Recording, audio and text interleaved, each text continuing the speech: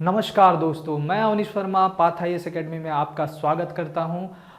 आज हम फिर से चर्चा करेंगे अपनी समसामयिक घटनाओं पे, जो कि छत्तीसगढ़ से संदर्भित ये सारी सूचनाएं होंगी आपकी। और ये 10 नवंबर से 30 नवंबर के बीच जितनी घटनाएं हैं उन पे हम आज विश्लेषण करेंगे। तो चलिए चलते हैं हमारे छत्तीसगढ़ संदर्भ की तरफ। इसमें प्रथम जो न्यूज़ है ये है दाई दीदी क्लिनिक का शुभारंभ। हाल ही में मुख्यमंत्री साहब ने दाई दीदी क्लिनिक का शुभारंभ किया है। और ये कब किया है? तो ये है 19 नवंबर को उन्होंने ये आरंभ किया है, जो कि आपके पूर्व प्रधानमंत्री इंदिरा गांधी जी की जयंती भी है, तो उसी दिन इन्होंने ये आरंभ किया। इसमें क्या है? तो ये टोटली महिलाओं के लिए निःशुल्क इलाज की व्यवस्था के लिए एक वैन, मतलब जो मोबाइल यूनिट होती है, जैसे कि आप इमेज में देख पा रहे होंगे, इस तरीके से वैन बनाए गए हैं और वो गांव-गांव जगह पर जाकर ये सुविधाएं देंगे महिलाओं को। और सबसे अच्छी बात ये है, इसमें जो मेडिकल स्टाफ भी होगा वो सारे के सारे भी महिलाएं होंगी, मतलब डॉक्टर भी महिला होंगी, नर्स तो महिलाएं होती हैं, इसके अलावा जितने भी होंगे वो सब महिलाएं होंगी। तो ये कहाँ अभी पायलट प्रोजेक्ट के रूप में चालू किया गया है, ये आपके लिए इम्पोर्टेंट है। तो ये 3 जगहों पे, रायपुर, दुर्ग, भिलाई और बिलासपुर, इन तीनों जगहों पे ये पायलट प्रोजेक्ट के रूप में अभी लॉन्च किया गया है। इसको देखा जाएगा, जब ये सक्सेसफुल हो जाएगा तो पूरे छत्तीसगढ़ में इसको चालू किया जाएगा। तो काफ़ी इम्पोर्टेंट है, ये नई योजना है दाई दीदी क्लिनिक शुभारंभ। दाई मतलब माँ होता है, छत्तीसगढ़ी वर्ड है, और दीदी तो दीदी ही होती है ना। तो दाई दीदी क्लिनिक, इसका शुभारंभ कब किया गया है ये आपके लिए काफ़ी इम्पोर्टेंट, 19 नवंबर। और कहाँ कहाँ ये शुरू किया गया अभी? तो 3 जगहों पे ये पायलट प्रोजेक्ट के रूप में, रायपुर, दुर्ग, भिलाई और बिलासपुर। तो ये तीनों आपको ध्यान में रखना है। बाकी जो इस पे स्टाफ होंगे, मेडिकल स्टाफ, वो सारे के सारे महिलाएं होंगी और महिलाओं का ही ये निःशुल्क इलाज करेंगे। तो ये भी आपको ध्यान में रखना, भी इसमें ये प्रोविजंस हैं, राइट। चलिए चलते हैं नेक्स्ट न्यूज़ की तरफ। ये काफ़ी इंपॉर्टेंट, अभी हाल ही में प्रदेश में 23 नई तहसीलों का गठन किया गया है। और गठन का प्रोसेस तो पहले से ही चला आ रहा है लगातार, लेकिन इसको अभी अधिसूचित किया गया। तो 11 नवंबर को ये अधिसूचना जारी की गई थी मुख्यमंत्री साहब द्वारा। तो ये 23 तहसील आने के बाद अब जो ये 15 जिलों में, अलग अलग 15 जिलों में 23 तहसील बनाए गए हैं। और अभी जो वर्तमान स्थिति थी, 150 जो तहसील थे, तो उसमें ये 23 जुड़ जाएंगे। तो ये टोटल अभी जो स्थिति है वो 173 है। लेकिन ये में भी आगे फिर से परिवर्तित हो, क्योंकि जिस समय मुख्यमंत्री साहब ने घोषणा की थी, आपको याद होगा, पिछले जो हमारा स्वतंत्रता दिवस का दिन था, उस दिन उन्होंने ये घोषणा की थी। तो उस समय 25 तहसीलों के गठन की घोषणा की थी, उसमें से 23 अभी गठित हुए हैं। तो मे भी 2 बाद में आ जाए, लेकिन अभी के आंकड़ों के हिसाब से ये आपको ध्यान में रखना चाहिए, राइट। अब इनमें कौन कौन से तहसील किस किस जिले में है वो देख लेते हैं फटाफट। तो ये आपकी लिस्टिंग है। तो जिला है पहला रायपुर, इसमें 2 नवीन तहसील जोड़े गए हैं, वो है खरोरा और गोबरा नवापारा। ये नए तहसीलों के नाम आपको ध्यान में रखने होंगे। किसी भी तहसील को डायरेक्ट उठा के पूछ सकता है कि किस जिले से संबंधित है या किस जिले का है, राइट। जैसे अब खरोरा आपको दे देगा प्रश्न में कि खरोरा तहसील हाल ही में 23 जो नए तहसील हैं उनमें से एक है, ये किस जिले से संबंधित है। तो आपको ध्यान में रहना चाहिए, खरोरा जो है रायपुर जिले का है, राइट। उसी तरीके से धमतरी में एक तहसील की घोषणा की गई, मतलब एक तहसील बनाया गया है, वो है भखारा। उसके बाद जिला नंबर 3 ये है दुर्ग। दुर्ग में 2 नए तहसील, ये है बोरी और भिलाई 3, इनकी घोषणा की गई थी और इनका गठन कर दिया गया है। इसी तरीके से राजनांदगांव जिले में मात्र एक तहसील, तो ये है गंडई, नया तहसील बना है। उसके बाद बालोद जिले में एक है अर्जुंदा। तो अर्जुंदा जो तहसील है वो बालोद जिले से। तो जो जिले से संबंधित है, किस जिले से संबंधित है, ये आपको ध्यान में रखना होगा, राइट। फिर चलते हैं बिलासपुर जिले की तरफ। तो बिलासपुर जिले में 3 नए जो तहसीलों की जो घोषणा की गई है, मतलब गठन किया गया है, सकरी, रतनपुर और बेलगहना। बेलगहना औद्योगिक क्षेत्र भी है, तो काफ़ी इंपॉर्टेंट, इसको ध्यान में रखिएगा। फिर मुंगेली जिले में एक तहसील की स्थापना की गई है, ये लालपुर थाना है। दैट आफ्टर जांजगीर चांपा में फिर से 3 तहसीलों का गठन किया गया है। यह है सारागांव, बमनीडी और बारद्वार, है ना। ये बमनीडी और बारद्वार के बारे में हम लोगों ने अपने करंट के किसी क्लास में और देखा था, और भी इनमें से जो तहसील हैं, कुछ तहसीलों को हमने बीच में पढ़ा था जब उस समय मुख्यमंत्री साहब वहां जाके उसकी घोषणा कर रहे थे, राइट। अब ये फाइनली हो गया है इनका गठन, तो इसको बहुत इंपॉर्टेंट है आपके लिए। फिर कोरबा जिले पे चलें तो 2 नए तहसील हैं, ये दर्री और हरदी बाजार, ये आपको ध्यान में रखना है। उसी तरीके से सरगुजा जिले में एक नया तहसील दिया गया है, वो है दरीमा, ये भी आपको ध्यान में रखना है। नेक्स्ट जो है ये बलरामपुर जिले पे 2 नए तहसील बनाए गए हैं, वो है रामचंद्रपुर और सामरी, है ना। रामचंद्रपुर और सामरी, सामरी पार्ट प्रदेश में से भी एक, इसको आपको याद रखना चाहिए। फिर कोरिया जिले में केल्हारी एक नया तहसील दिया गया है। इसी तरीके से सूरजपुर में लटोरी एक नया तहसील दिया गया है। फिर जसपुर में सन्ना ये दिया गया है, जसपुर में नया तहसील। और उसी तरीके से सुकमा में एक तहसील गादी रास। तो ये 15 जिलों में अलग अलग आपके जो तहसील हैं उनका डिस्ट्रीब्यूशन कैसे कैसे हुआ है, किन पे 2 हैं, किन पे 1 है, किन पे 3, ये आपने देख लिया, राइट। इसी के बाद ये सरकारी अधिसूचना का एक इमेज मैंने इसमें दिया हुआ है। इसमें हम लोगों ने जिला और तहसील का नाम देख लिए हैं। इसमें पटवारी हल्का संख्या और ग्रामों की संख्या भी दी गई है। हालांकि ये आंकड़े उतने इंपॉर्टेंट नहीं है आपके लिए, लेकिन किसी को अगर इनकी डिटेलिंग पढ़ना है तो ये सारे अवेलेबल हैं यहाँ पे, राइट।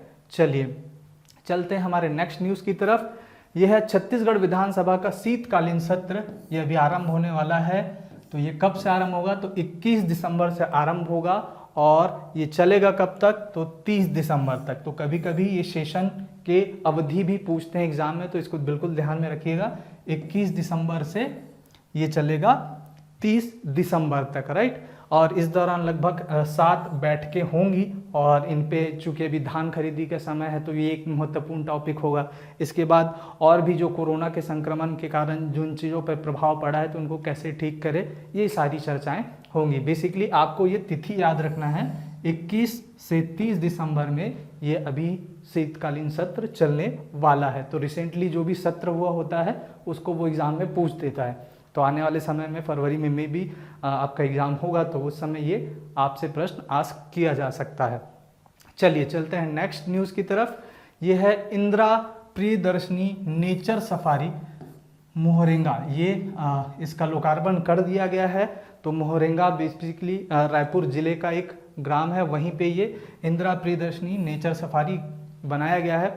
और ये 19 नवंबर को बनाया गया है, इंदिरा गांधी जी की जयंती के दिन। तो इसको ध्यान में रखना है। जिला कौन सा है, रायपुर।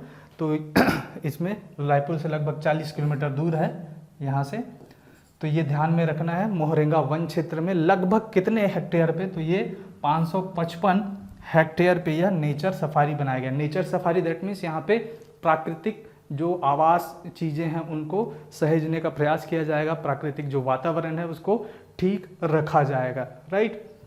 चलिए चलते हैं नेक्स्ट न्यूज़ की तरफ। ये है उसी दिन पे 19 तारीख पे ही ये टेनिस अकादमी का भी लोकार्पण मुख्यमंत्री साहब ने किया है। तो ये कहाँ पे है ये ध्यान में रखना, रायपुर में ही जो आपका कृषि विश्वविद्यालय है, इंदिरा गांधी कृषि विश्वविद्यालय, उसी के पास 4 एकड़ भूमि में ये टेनिस स्पोर्ट्स एकेडमी का निर्माण किया जाना है। इसका लोकार्पण मुख्यमंत्री साहब ने किया है। तो ये इम्पॉर्टेंट हो जाता है, कहाँ पे है, कहाँ पे स्थापित होने वाला है।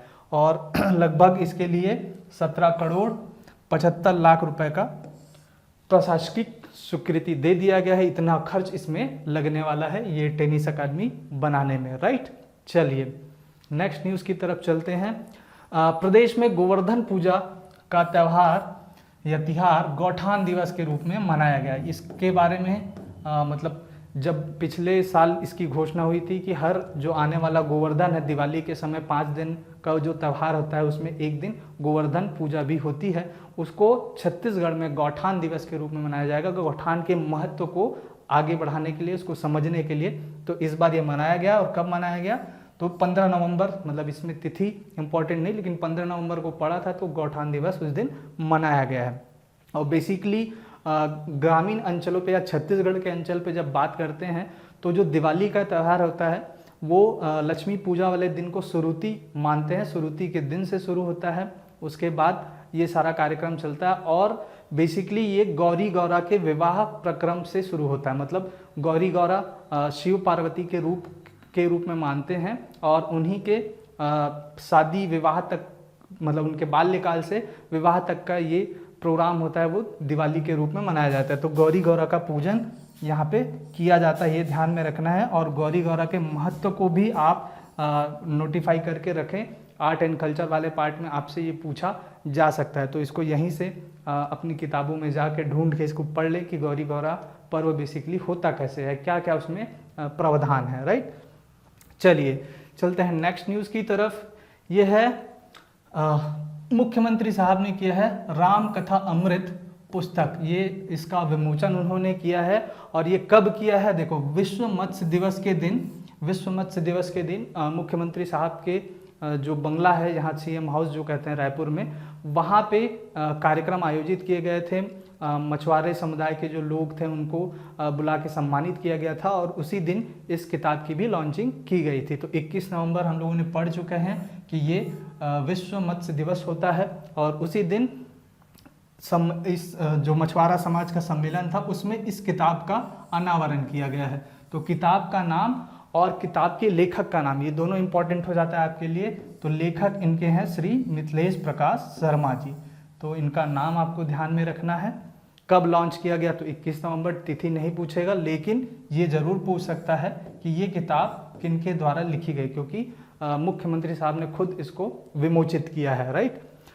फिर इसके साथ ही छत्तीसगढ़ में मछली पालन, चूंकि अब ये जो प्रोग्राम पूरा हो रहा है वो विश्व मत्स्य दिवस के दिन हो रहा है, तो मछली से संबंधित, तो मछली पालन को खेती का दर्जा दिए जाने का फैसला लिया जा रहा है। अब उसके बारे में अभी बात चल रही है।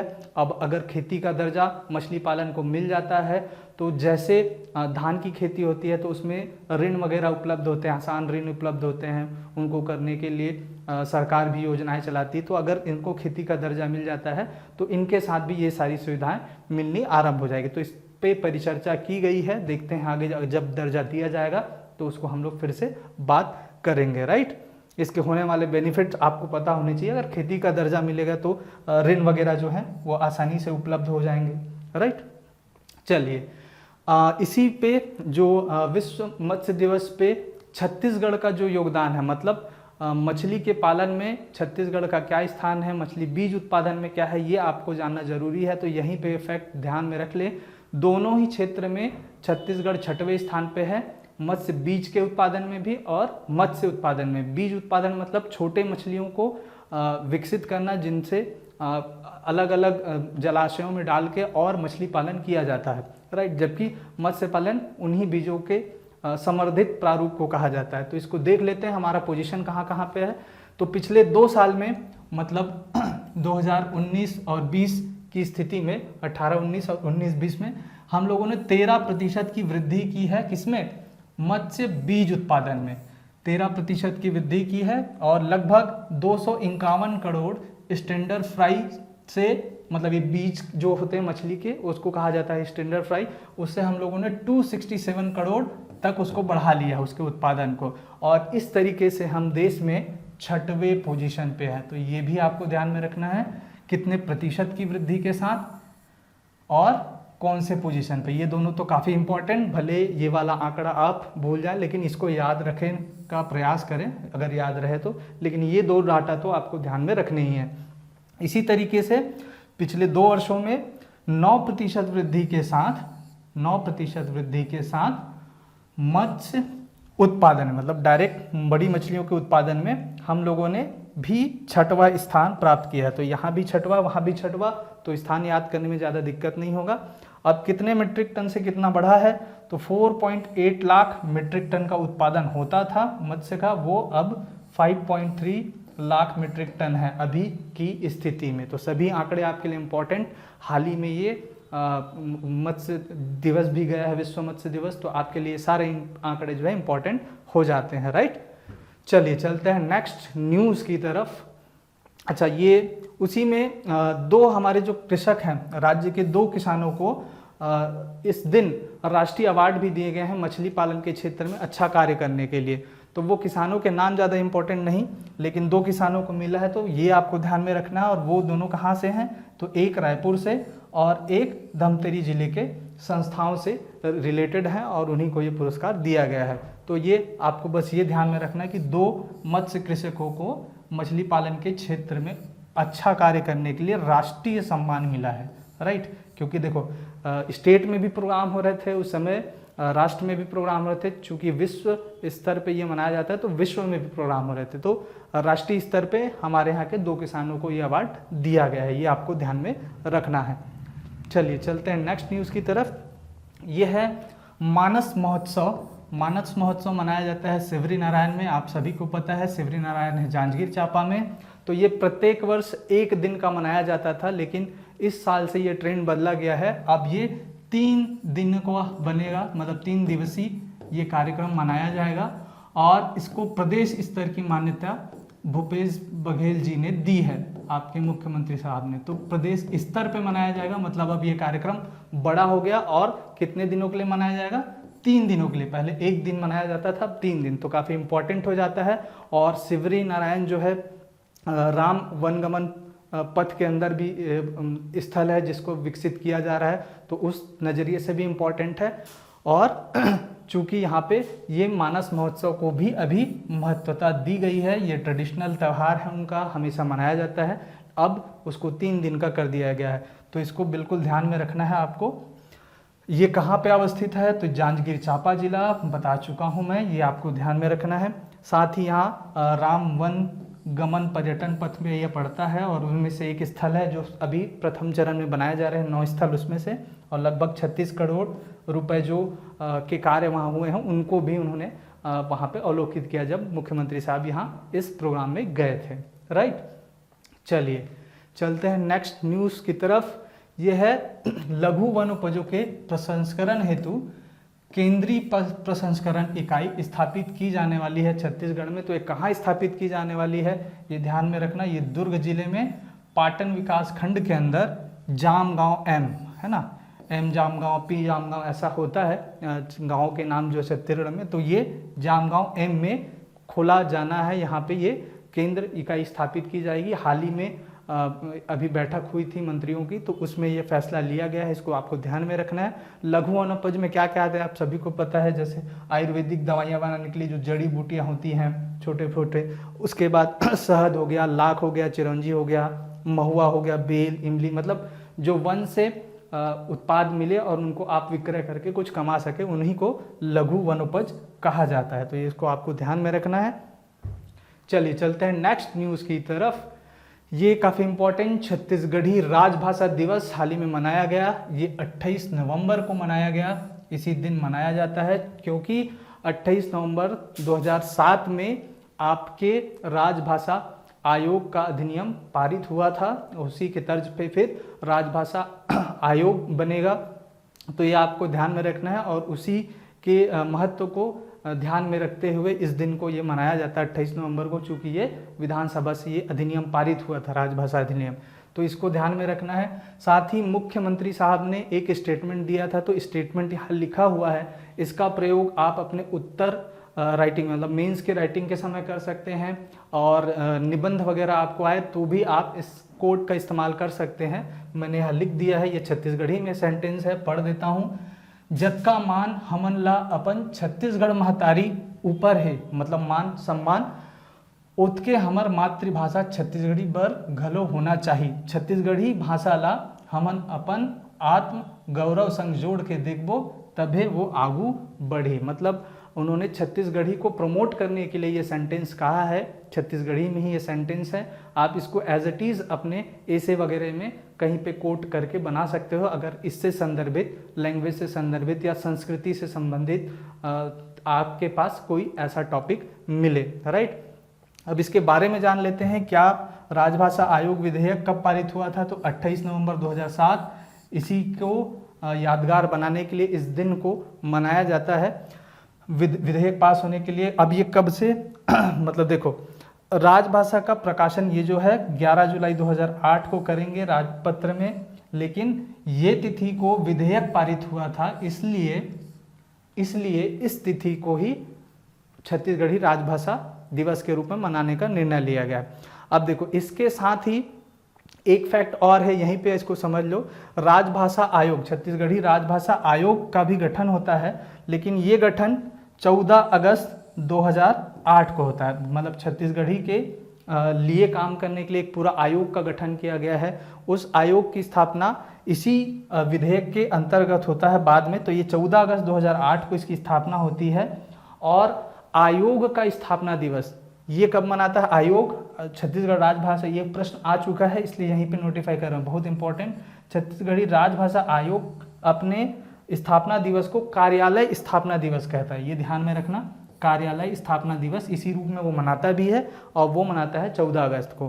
तो छत्तीसगढ़ी दिवस 28 नवंबर को है, जबकि छत्तीसगढ़ी राजभाषा आयोग का दिवस जो है वो है 14 अगस्त, या कार्यालय स्थापना दिवस वो कहते हैं। तो इसको यहीं पे आप ध्यान में रख लीजिए, राइट। चलिए चलते हैं नेक्स्ट न्यूज़ की तरफ। ये है साइबर संगवारी। इसके बारे में हम लोगों ने पिछले किसी क्लास में परिचर्चाएं की थी, तो ये चालू हो गया है। ऑनलाइन ठगी से बचाने के लिए साइबर संगवारी सेवा का आरंभ कर दिया गया है, और ये पुलिस विभाग द्वारा चलाया जा रहा है, एक पहल है। चूँकि आप देख रहे हैं डिजिटलाइजेशन का दौर है, सभी चीज़ें डिजिटल हो रही हैं। करेंसी की जगह आप आजकल एप्लीकेशन का इस्तेमाल करते हैं पेमेंट वगैरह करने के लिए, लेकिन कई चीज़ें ऐसी होती हैं जिनके लूप होल निकाल के अब जो चोर होते हैं वो वहाँ से भी आपके पैसे चुरा लेते हैं। तो उन्हीं सब चीज़ों को बताने के लिए ये कार्यक्रम चलाया जा रहा है। इसके तहत जैसे आप इमेज पे देख पा रहे होंगे, तो ऐसे गाड़ियाँ निकली हैं, और इन गाड़ियों पे टीम जाएगी गांव-गांव और शहर-शहर, और उनको समझाएगी कि कैसे कैसे तरीके हैं जिनसे आप बच सकते हो साइबर ठगी से। तो इसके लिए बेसिकली पुलिस विभाग की टीम जाएगी, और ग्रामीण क्षेत्रों में जैसे सरपंच हो गए, जो प्रमुख मुखिया हैं, पंच हो गए, शिक्षाकर्मी हो गए, आंगनबाड़ी कार्यकर्ता हो गए, और अन्य सहायिका जैसे मितानिन वगैरह हो गए, इन सबको जागरूक करेंगे, इन सबको वो जानकारियाँ देंगे, और वो फिर उनके माध्यम से वो गांव वालों तक वो पहुंच जाएगा। तो यही चीज़ें हैं इसमें मुख्यतः, मतलब बैंक संबंधी जानकारी किसी को ना देवे, ये वाली बात। सोशल मीडिया पर अननोन पर्सन से आपको मतलब कोई चीज़ें क्लिक करवा रहा है तो वो सब नहीं करना। ये सब जो मुख्य चीज़ें हैं, ऑनलाइन ट्रांजैक्शन किसी के सामने प्रत्यक्ष होकर ना करें, OTP किसी को ना बताएं, और इवन आजकल जो कस्टमर केयर वाले नंबर होते हैं उन पे भी ठगी का आजकल वो लग रहा है कि वेब पेज वो नया बना देते हैं और उस पर अपना नंबर डाल देते हैं। आप फ़ोन लगाते हो, कस्टमर केयर में बात कर रहा हूँ बोल के, और आप सारी सूचना उनको देते हो, लेकिन वो होते हैं फ्रॉड। तो उनसे भी बचने को कहा जाएगा। तो ये सारी इन्फॉर्मेशन वो वहाँ पे बांटेंगे। तो ये इस साइबर संगवारी सेवा के अंतर्गत आएगा, इस योजना के। इसको ध्यान में रखना है आपको। चलिए चलते हैं नेक्स्ट न्यूज़ की तरफ। यह है प्रदेश में स्नातक बेरोजगारों को ब्लॉक स्तर पर मिलेंगे निर्माण कार्यों के ठेके, ठीक है। और इस हेतु जोड़ा गया है एक नई श्रेणी, इसका नाम है ई श्रेणी। तो बेसिकली जो स्नातक हो चुके हैं और वो उनको जो रोजगार नहीं मिला है, नौकरियां नहीं मिल रही हैं, तो उनको निर्माण कार्य मतलब भवन निर्माण या सरकारी कोई चीज़ है, रोड निर्माण, इन सब के कार्य का आवंटन अब सरकार करेगी। तो वो फॉर्म बना सकते हैं और अपना रजिस्ट्रेशन करा सकते हैं, और उन्हीं के लिए स्पेशल ये ई सीरीज चालू किया गया है। अगर आपको कोई सरकारी कार्य करने हैं, ठेके लेने हैं, तो उसके लिए आपको पंजीयन कराना पड़ता है लोक निर्माण विभाग में। तो उसी पे ये नया ई चालू हुआ है, ई श्रेणी, जिसपे मतलब जो नए स्नातक हैं या जो बेरोजगार हैं उनको ये सुविधा प्रदान की जाएगी। और कहाँ दिया जाएगा? तो ब्लॉक स्तर पे उनको काम दिया जाएगा। जो ब्लॉक, जिस ब्लॉक से वो संबंधित होंगे वहीं का उनको काम मिलेगा। तो देखो, पहले जो ये जो श्रेणियां होती थी वो अ ब स द, ये 4 श्रेणियां होती थी। ये ठेकेदारों की श्रेणियां हैं, मतलब class A, class B, class C, class D समझ सकते हैं। अब उसी में ये नया 5वां ये जोड़ा गया है, ई श्रेणी, राइट। अब इसको लोक निर्माण विभाग जो है फॉलो करता है, लोक निर्माण विभाग में ही ये रजिस्ट्रेशन होते हैं। तो इन्होंने अब आदेश दे दिया है सरकार ने, अभी कुछ दिनों में शुरू हो जाएगा। इसके अंदर और क्या प्रावधान है वो देख लेते हैं। तो जितने भी मापदंड है ये सब पूरा करने के बाद उनका पंजीयन कर लिया जाएगा जो बेरोजगार हैं, और इस पंजीयन की अवधि ये जरूर ध्यान में रखें, ये 5 वर्ष के लिए उनका पंजीयन हो जाएगा। एक बार जब वो कराएंगे तो अगले 5 वर्ष तक उनको कुछ कराने की जरूरत नहीं, 5 वर्ष बाद फिर रिन्यू होगा। और 1 वर्ष में टारगेट रखा गया है अधिकतम 50 लाख रुपए तक का कार्य उनको उपलब्ध कराया जाएगा, और उसी ब्लॉक में कराया जाएगा जहां का वो निवासी है। तो काफ़ी अच्छी चीज़ है, आपको अपने ही जगह पे आपको काम मिल रहा है, और लगभग वर्ष में 50 लाख रुपए तक टारगेट है कि उतना काम तो दिया ही जाएगा, राइट। चलिए चलते हैं नेक्स्ट न्यूज़ की तरफ। ये आपके काम की न्यूज़, ये आपने पढ़ा भी होगा, सुना भी होगा, लेकिन एक बार यहाँ पर चर्चा कर लेते हैं। पीएससी ने जो है नई अधिसूचना जारी कर दी है 2020 का, जो उनको एग्ज़ाम लेना है 2020 का, और लगभग 143 पद की अभी घोषणा की है। हो सकता है वो बढ़े या और उसमें ऐड हो बाद में, लेकिन अभी 143 पदों के साथ इसकी घोषणा कर दी है, जिसका प्रारंभिक परीक्षा जो है 14 फरवरी 2020 को लिया जाएगा, और इसकी मुख्य परीक्षा की भी तिथि डिफाइन कर दी गई है 18 से 21 जून के बीच। तो आपके पास समय कम है, तैयारी में फटाफट जुड़ जाएं। और इससे पहले वाला जो एग्ज़ाम है मेंस, वो रुका हुआ है, वो में भी उसका भी कुछ दिनों में उसकी भी सूचना मिल जाए आपको। तो इसको आपको ध्यान में रखना है। कब से कब तक आप इसमें भर सकते हैं, तो 14 दिसंबर से ये चालू हो जाएगा ऑनलाइन फॉर्म, और 12 जनवरी इसका लास्ट डेट है। तो ये भी इम्पोर्टेंट, इस दिन तक आपको यहाँ पे फॉर्म सबमिट करना है। कितने पद हैं तो उसकी डिटेलिंग यहाँ पे है, अभी आवश्यक नहीं मुझको बताना, इसको आपको ध्यान में रखना है। जो लोग अभी एग्ज़ाम देने वाले हैं उनके लिए तो काफ़ी इंपॉर्टेंट, तिथि जरूर ध्यान में रखें, जिनको देना है वो फॉर्म फटाफट समय रहते भर लेवे, राइट। चलिए, तो आज की जो छत्तीसगढ़ की क्लास है उसमें आपने जो जो पढ़ा उसके कुछ महत्वपूर्ण प्रश्न देख लेते हैं जो संभावित हो सकते हैं आने की, उनके कलेक्शन। तो पहला क्वेश्चन है, फटाफट आप इसके जवाब देने का प्रयास करें। मुख्यमंत्री भूपेश बघेल ने कब महिलाओं के लिए स्पेशल दाई दीदी क्लिनिक का शुभारंभ किया? तो दाई दीदी क्लिनिक का शुभारंभ कब किया? तो तिथि पूछ रहा है, आपके पास ऑप्शन है, ऑप्शन ए 1 नवंबर 2020, ऑप्शन बी 9 नवंबर 2020, ऑप्शन सी 11 नवंबर 2020, या ऑप्शन डी 19 नवंबर 2020। सही उत्तर आपको चुनना है। चलिए चलते हैं नेक्स्ट क्वेश्चन की तरफ। यह है, मुख्यमंत्री भूपेश बघेल ने कब 23 नई तहसीलों का शुभारंभ किया? तो कब इसका शुभारंभ उन्होंने किया, मतलब अधिसूचना जो जारी हुई उसके बाद उन्होंने उसका अनावरण किया, तो कब किया? तिथि आपके पास पूछा है, ऑप्शन ए है 1 नवंबर 2020, ऑप्शन बी है 8 नवंबर 2020, ऑप्शन सी है 11 नवंबर 2020, और ऑप्शन डी है 20 नवंबर 2020। तो सही उत्तर आपको चुनना है। नेक्स्ट क्वेश्चन की तरफ चलते हैं। यह है, छत्तीसगढ़ विधानसभा का शीतकालीन सत्र कब से कब तक चलेगा? तो बेसिकली उसकी अवधि पूछ रहा है। शीतकालीन सत्र जो अभी होने वाला है कब से होगा? आपके पास ऑप्शन है, ऑप्शन ए 1 दिसंबर से 30 दिसंबर, ऑप्शन बी है 21 दिसंबर से 30 दिसंबर, ऑप्शन सी है 1 जनवरी से 30 जनवरी आने वाला साल का जनवरी, या ऑप्शन डी 21 जनवरी से 30 जनवरी। तो कब होगा, कब से कब तक चलेगा? तो सही अवधि आपको चुननी है, राइट। नेक्स्ट क्वेश्चन पे चलते हैं। 19 नवंबर को लोकार्पित इंदिरा प्रियदर्शनी नेचर सफारी मोहरेंगा किस जिले में स्थित है? तो जिला आपको बताना है। ऑप्शन आपके पास अवेलेबल है, option A Dhamtari, option B Bastar, option C Surguja, और ऑप्शन डी रायपुर। इसके बाद नेक्स्ट क्वेश्चन है, विगत 2 वर्षों में छत्तीसगढ़ ने कितने प्रतिशत वृद्धि के साथ मत्स्य बीज उत्पादन के क्षेत्र में देश में 6वां स्थान प्राप्त किया है? तो बेसिकली प्रतिशत वृद्धि पूछा है, प्लेस तो आपको प्रश्न में ही बता दिया है। तो कितने प्रतिशत वृद्धि के साथ मत्स्य बीज उत्पादन में? ऑप्शन ए है 9%, ऑप्शन बी है 11%, ऑप्शन सी 13%, ऑप्शन डी 15%। तो सही उत्तर मुझको उम्मीद है कि आप सभी को पता लग गया होगा इस क्लास के बाद, तो इसका फटाफट जवाब देने का प्रयास कीजिए। तो इसी तरीके के महत्वपूर्ण सूचनाओं के साथ मैं अवनीश वर्मा आपसे फिर मिलूंगा। तब तक के लिए मैं विदा लेता हूं। धन्यवाद।